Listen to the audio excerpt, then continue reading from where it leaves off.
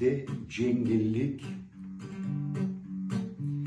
güreşse de beni zorla, can kılsam geçmeklik, diledim mellikni horlap, yaşarga küreştim, halal kıyınımı aşar, sözledin cireştim, düzlükçü canlara uşar.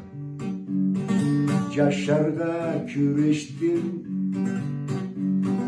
halal kıyınımı aşar, sözledin cireştim, düzlükçü canlara uşar.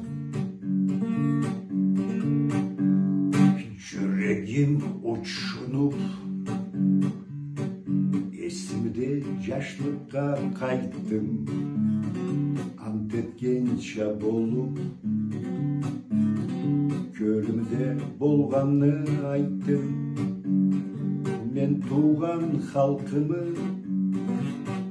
sanımdan nesipek süydüm, Yaratkan Allah'ını canımdan nesipek süydüm.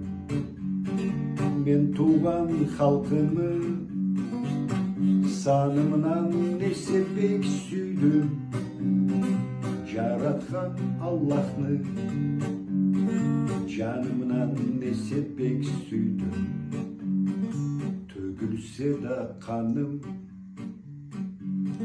tökülsün innetim için, üzülse de sanım, üzülsün milletim için. Allah'a inamım söyletmez canımı küçün, çıksa bir gün canım, ol çıksın Allah'ım için. Allah'a inamım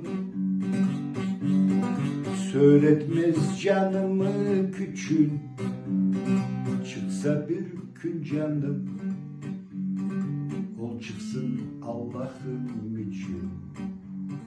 Çıksa bir gün canım, ol çıksın